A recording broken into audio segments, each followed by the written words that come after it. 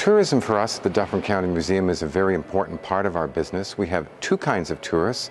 They're both interesting in different ways. The first is the one who comes along the road and just drops in and curious of what's in there and on the way to the beach or raining, so they bring in their kids who are really excited about being at a museum instead of at the beach.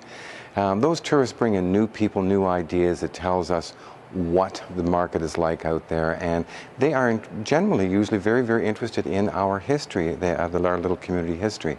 The other tourist is the people who are from here, and they bring their tourist guests with them.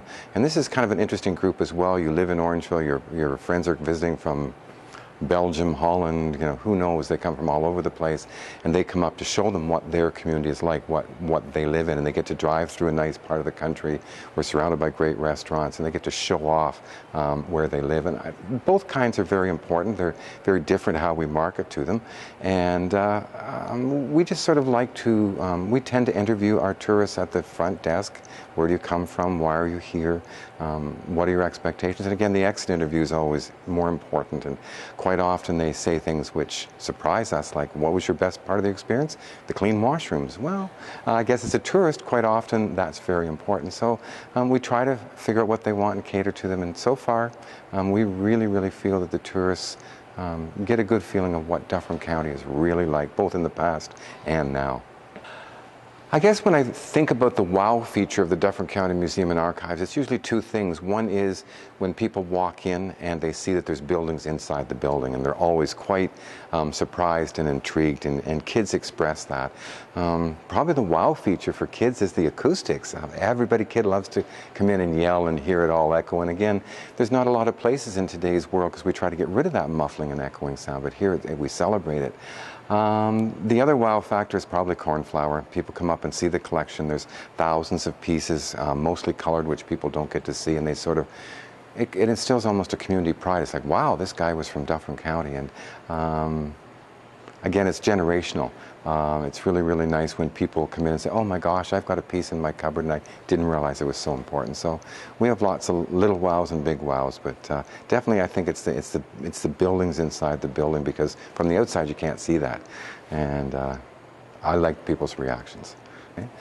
Well, contrary to popular opinion in the community, I'm not the oldest thing in the museum. However, we've been operating since 1988.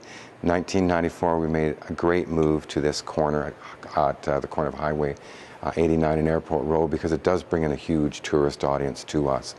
And it's also nice being out in the country. We've been really lucky. We tend to get visited by all sorts of interesting groups. For example, this year it was the World Hereford Breeders Association. And that may not sound too thrilling, but when you get people from all across the world and you're showing off your agricultural history and they're wowed by it, well, it feels really, really good. I think probably the most interesting thing for me about the collection and how it's developed is we collect anyone who's lived here in Dufferin County. So it's not only people like my family who's been here since the 1850s, trying to figure out how to make a living on a farm, but it's also we collect things like Sir Wilfrid Laurier, because his family happens to live here in the area. So we collect the people who live here now because they've been as important to sort of shaping the history, the modern history of Dufferin County, as the pioneer families in the past.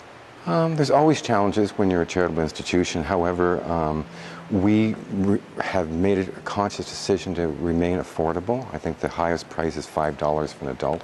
We now have to charge HST though. So we try to keep it reasonable. We have a family rate of $12, and a family for us is how you want your family to be. It's a modern world. It can be anywhere from a grandparent and grandchildren to an extended family of 20 people who travel in a group.